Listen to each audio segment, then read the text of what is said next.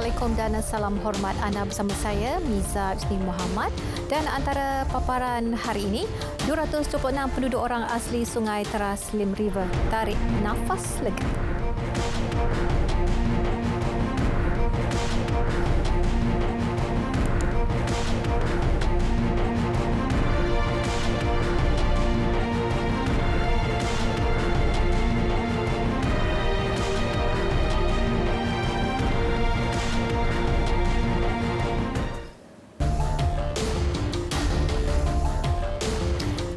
Enam penduduk di perkampungan orang asli Sungai Teras Slim River dapat menarik nafas lega apabila kampung berkenaan sudah menerima bekalan elektrik.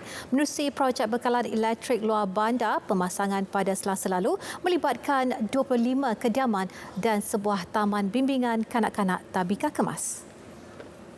Bagi penduduk, kemudahan itu sememangnya dinantikan mereka sekian lama untuk urusan harian, terutama anak-anak yang belajar pada waktu malam.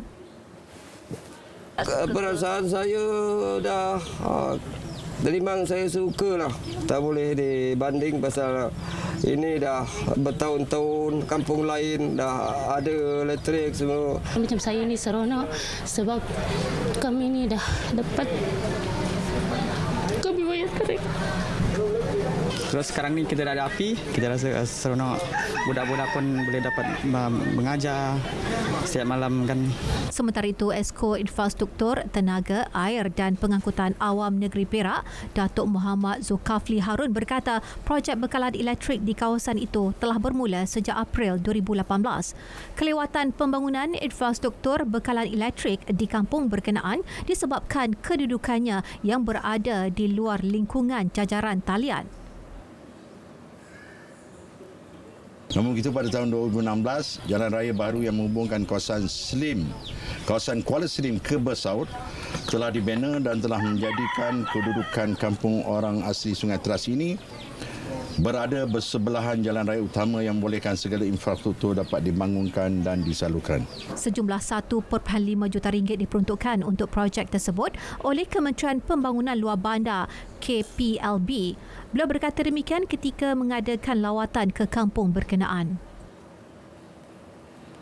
Kementerian Pendidikan Malaysia KPM menafikan bertanggungjawab atau bekerjasama dengan mana-mana pihak berkaitan wujudnya peperiksaan bagi ujian pencapaian sekolah rendah khas UPSRX dan pentafsiran tingkatan 3 khas PT3X seperti yang diwawarkan oleh sebuah portal. KPM mendapati portal berkenaan telah menawarkan kedua-dua peperiksaan itu secara dalam talian. KPM dalam satu kenyataan menegaskan peperiksaan UPSR dan PT3 bagi tahun ini telah dibatalkan dan perkara itu telah diumumkan menterinya Dr. Muhammad Razif Majidin pada 15 April lalu. KPM turut menekankan peperiksaan khas dalam talian itu tiada kaitan dengan pihaknya, malah tidak terdapat dalam kendalian lembaga peperiksaan. Justeru tindakan telah diambil terhadap pihak yang terlibat kerana telah melanggar Akta Pendidikan 1996 Akta 550. KPM menasihatkan orang ramai terutama ibu bapa kepada murid tahun 6 dan tingkatan 3 merujuk portal rasmi KPM dan portal lembaga peperiksaan bagi mendapatkan maklumat yang tepat dan sahih mengenai peperiksaan yang dilaksanakan KPM. Pendedahan penganugerahan 101 projek secara rundingan terus masa pentadbiran Kerajaan Pakatan Harapan sebelum ini tidak bertujuan untuk dipolitikkan atau harus dipolitikkan. Tegas Menteri Keuangan Tengku Datuk Seri Zafrul Tengku Abdul Aziz, senarai projek yang dikeluarkan kementeriannya semalam adalah untuk menjawab soalan dan permintaan yang dikeluarkan di Parlimen. List itu adalah berdasarkan fakta. Ia bukannya berdasarkan siapa yang negotiate bila dia sign. Tapi kalau kita lihat betul-betul, itulah daftar dan fakta yang ada yang menunjukkan LOA ataupun letter of award yang disign pada masa itu, ya, pada masa Pakatan Harapan. Tambah beliau, menerusi peruntukan Seksyen 6-1 Akta Tata Cara Keuangan 1957 membenarkan perolehan menerusi rundingan terus adalah dibenarkan. Beliau bercakap kepada media selepas melancarkan dana penjana nasional di Suruhanjaya Security di Bukit Kiara pagi tadi. Kongsi gambar atau video saat terindah sebagai rakyat Malaysia. Perkara itu disarankan Menteri Komunikasi dan Multimedia Datuk Saifuddin Abdullah sempena meraihkan bulan kemerdekaan serta ulang tahun Hari Kebangsaan ke-63. Gambar atau video boleh dikongsikan di media sosial dengan menggunakan hashtag Momen Negaraku bermula hari ini.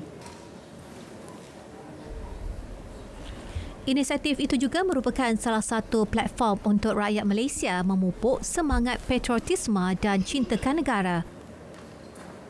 Kita mencadangkan supaya masing-masing secara individu atau kumpulan ambil gambar atau buat video pendek tentang apa saja momen yang paling dia cherish, momen terindah sebagai rakyat Malaysia.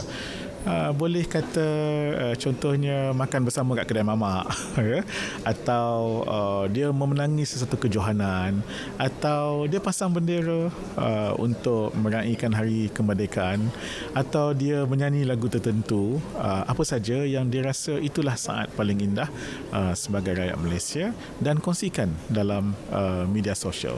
Boleh dalam bentuk Twitter atau klip video pendek, upload dalam Twitter atau di Insta atau di Facebook, atau di YouTube, dan kongsikan dan guna hashtag Momen Negaraku.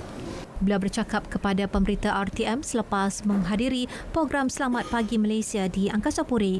Tambah Datuk Saifuddin, walaupun negara masih berdepan pandemik COVID-19, namun sambutan Hari Kebangsaan boleh terus disemarakkan dengan pembudayaan norma baharu.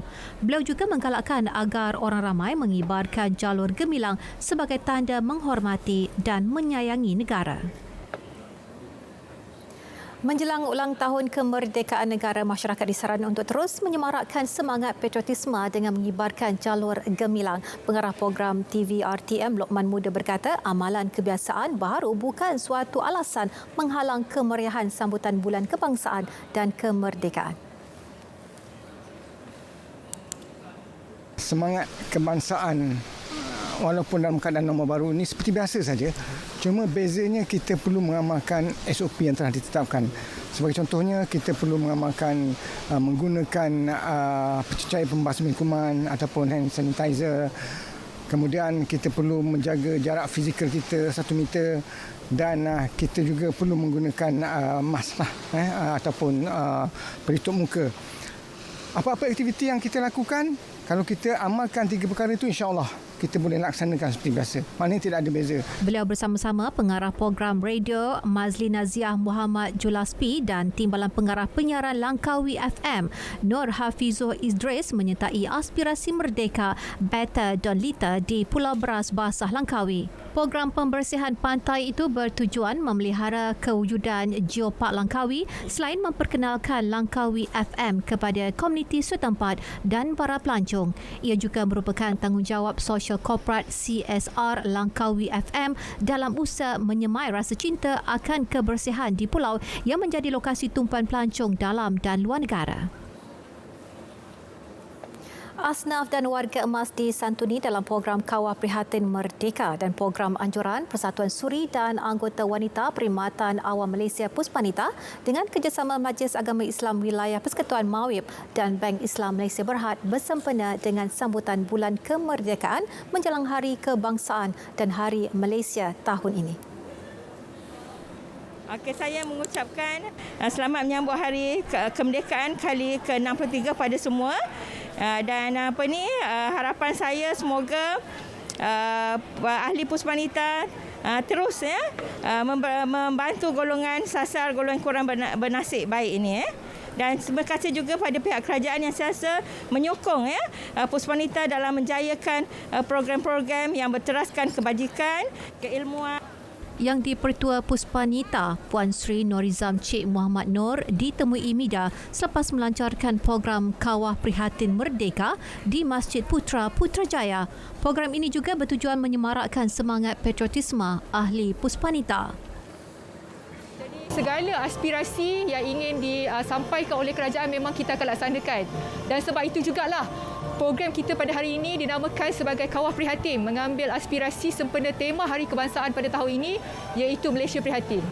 Dengan ini saya bagi pihak seluruh jawatankuasa pusat jagaan mengucapkan jutaan terima kasih lah pada pihak Puspanita dan juga kerajaan Malaysia kerana memanggil kami lah untuk sama-sama menerima sumbangan-sumbangan yang boleh membantu digunakan untuk penghuni-penghuni di pusat jagaan kami, yang mana keseluruhan penghuni kita adalah asnaf miskin dan tak ada tempat tinggal, tak ada waris, yang memang dah tak ada siapa-siapa lah. Jadi kami dah jaga dah.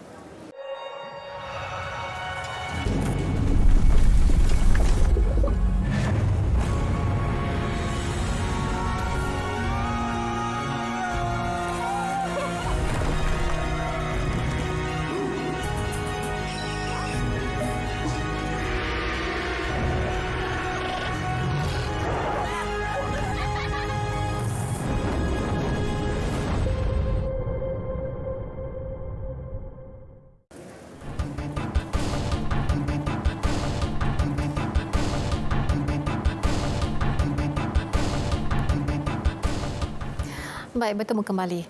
Pameran Pertanian, Hortikultur dan Agro Pelancongan Malaysia MAHA 2020 bakal berlangsung pada 26 hingga 29 November ini disesuaikan dengan norma baru bagi mendepani wabak COVID-19.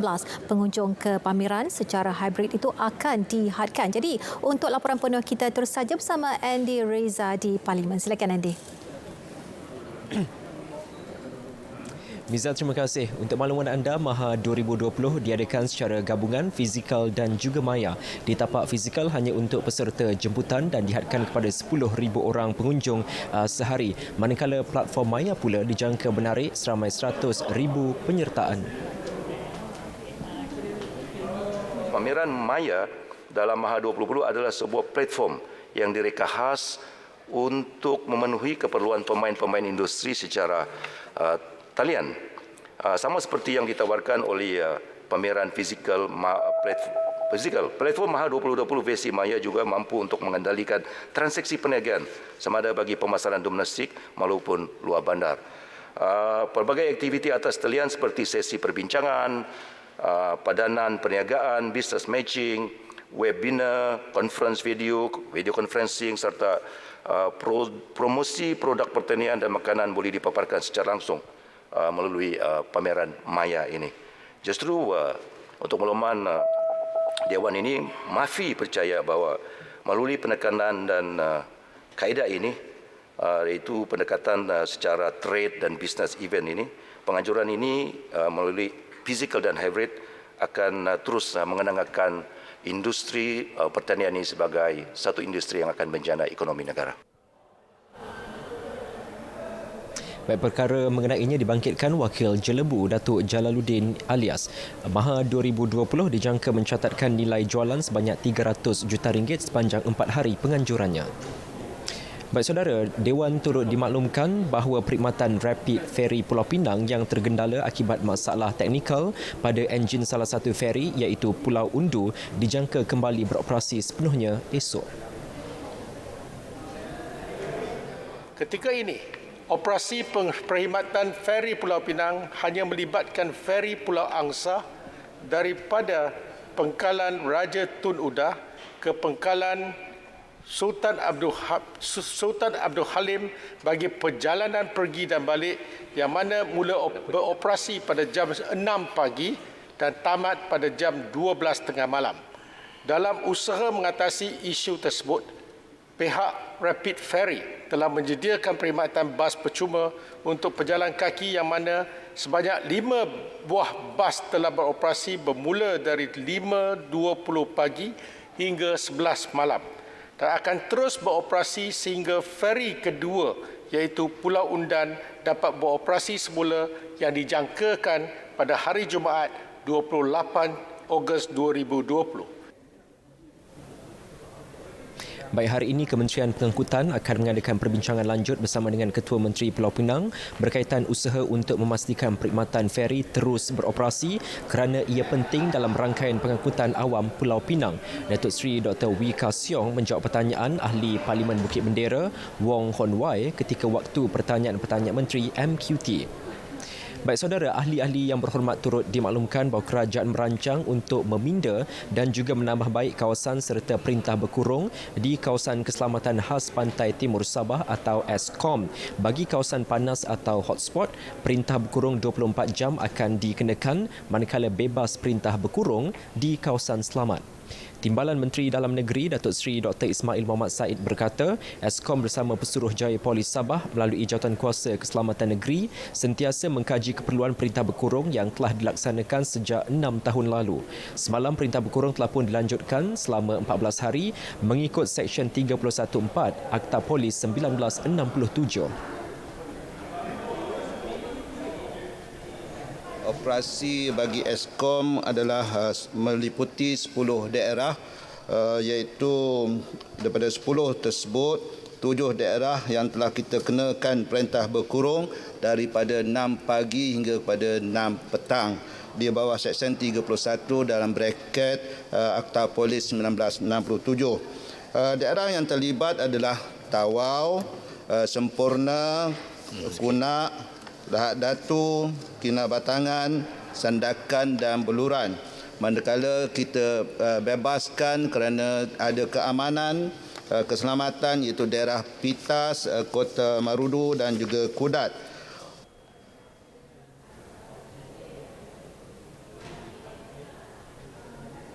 Beliau menjawab pertanyaan ahli Parlimen Libaran Datuk Zakaria Muhammad Idris.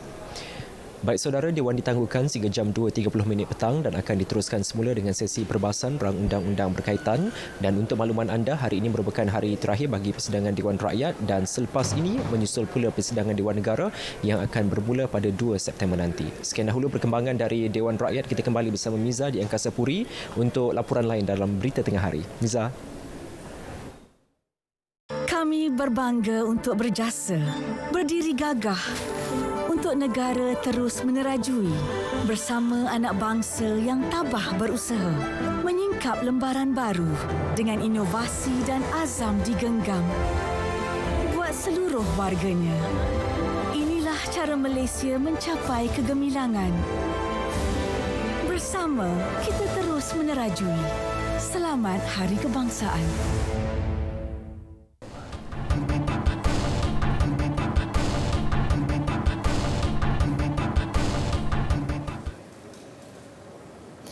Bursa Malaysia dibuka bercampur-campur hari ini ketika pelabur meneruskan aktiviti membeli saham berharga rendah selain mengambil untung membabitkan saham mewah terpilih.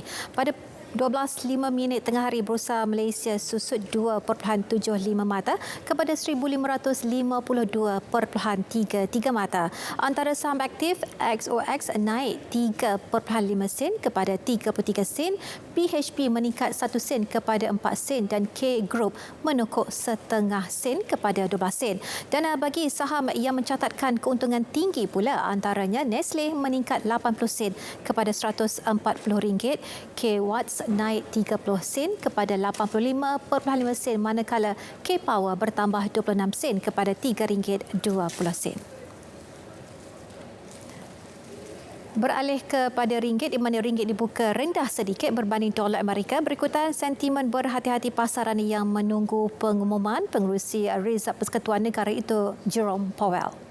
Di mana pada pukul 11.30 pagi tadi, ringgit diniagakan pada 4.149 berbanding dolar Amerika. Berbanding dolar Singapura pula, ringgit disebut pada 3.027 dan berada pada 3.91 berbanding yen. Ringgit diniagakan pada 5.474 berbanding pound sterling dan disebut pada 4.906 berbanding euro. Susulan Amerika Syarikat mengenakan sukatan terhadap produk pembuatan sarung tangan getah terbesar dunia iaitu syarikat tempatan Top Glove Corporation Berhad. Menteri Sumber Manusia Datuk Seri M. Saravanan berkata pihaknya akan berbincang dengan pihak berkepentingan untuk mencari jalan penyelesaian berhubung isu berkenaan. Ini merupakan satu perkara penting kita perlu mengatasi di mana revenue ataupun pendapatan daripada Top Glove amat penting untuk negara kita. sebagai one of the top producer of the top club. Dan hari ini bersama-sama saya perkara melawan untuk memastikan tiada sebarang salah kebenaran dilakukan di top club. I think we will meet KSU committee with us. I think we will engage the stakeholders and the relevant authorities to sort it out. 16 Julai lalu, Amerika Syarikat dilapor telah mengenakan sekatan tersebut berdasarkan laman web rasmi Jabatan Kastam dan Pelindungan Sempadan CBP Amerika Syarikat. 2 anak syarikat Top Glove iaitu Top Glove Sdn Bhd dan TG Medical Sdn Bhd telah diletakkan dalam senarai sekatan walaupun tiada sebab dinyatakan. Tindakan itu dipercayai berpunca daripada dakwaan bahawa Top Glove menggunakan khidmat buruh kasar. Pembunuh 51 individu dalam tragedi tembakan di Christchurch pada 2019 dipenjara seumur hidup tanpa parol. Jadi laporannya seketika nanti.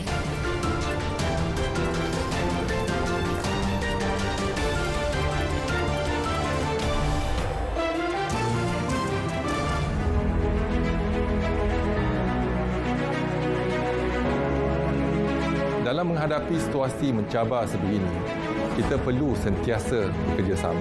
Semoga sambutan Hari Kemerdekaan ini memberi makna cukup besar buat kita semua.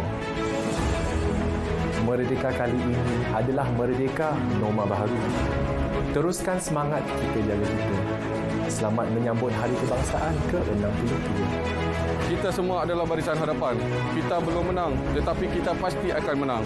Kibarkanlah jalur gemirang, raikan hari bersejarah bersama. Selamat menyambut Hari Kebangsaan. Terima kasih Malaysia. Merdeka, merdeka, merdeka.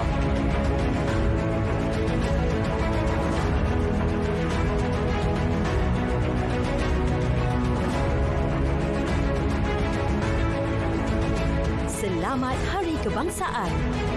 Merdeka! Merdeka! Merdeka!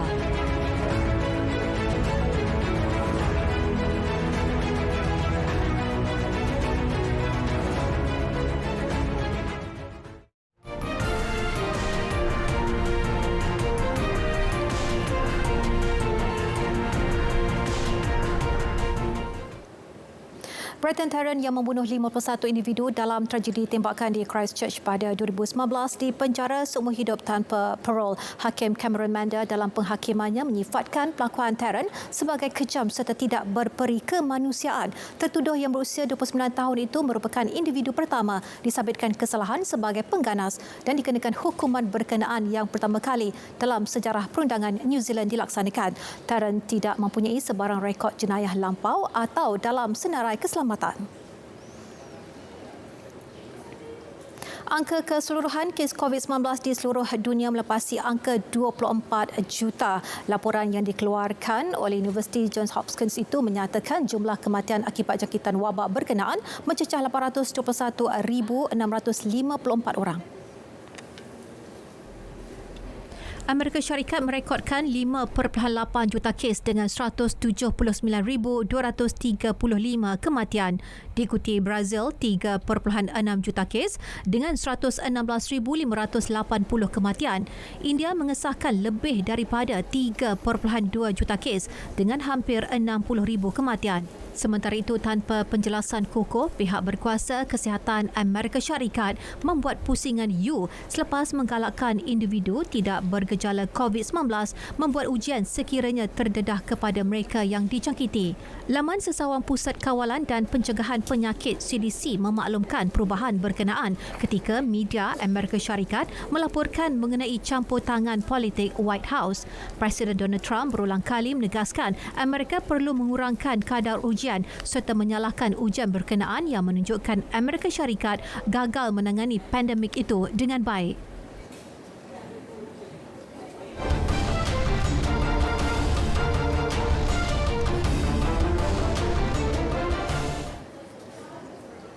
Pendahulu Liga Premier 2020 Terengganu FC2 tekad untuk memperkukuh kedudukan Liga apabila menentang Negeri Sembilan di Stadium Tuanku Abdul Rahman Paroy Jumaat ini. Rata-rata pemain TFC2 di bawah kendalian ketujurelatih Rushaidi Wahab begitu teruja untuk kembali membuka tirai kempen musim ini yang telah terhenti berikutan pandemik COVID-19.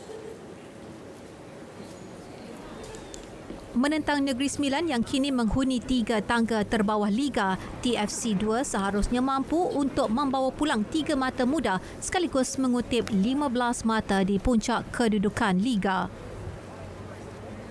Sememangnya kunjungan kita ke Negeri Sembilan adalah untuk meneruskan rentak kemenangan kita dengan mendapatkan 3 mata berharga supaya kita terus berada di atas puncak Liga. Kerana misi kita tahun ni sangat jauh supaya pasukan kita tahun ini berada di landasan yang terbaik, insya-Allah.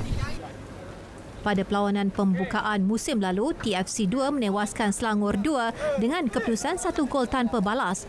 Pada perlawanan terakhir sebelum kempen Liga Perdana 2020 dihentikan pula, anak buah Roshaidi meraih kemenangan 2-1 ke atas Kelantan. Pemain Leicester City Ben Chilwell sah menyertai Chelsea selepas menandatangani kontrak 5 tahun. Pemain berusia 23 tahun itu merupakan antara bintang pertahanan muda yang semakin menyerlah dalam saingan Liga Perdana Inggeris.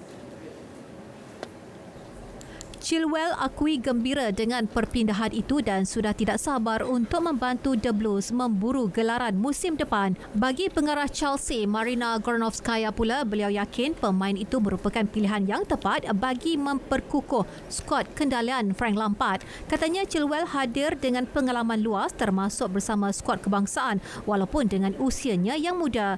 Chilwell sebelum ini telah membuat lebih 120 penampilan bersama Leicester sejak kali pertama mewakili kelab itu ketika berusia 18 tahun pada Oktober 2015. Sementara itu di Old Trafford, masa depan penjaga gol Dean Henderson akhirnya terjawab dan ini selepas dia menandatangani kontrak baru 5 tahun bersama Manchester United dengan pilihan untuk melanjutkannya semusim lagi.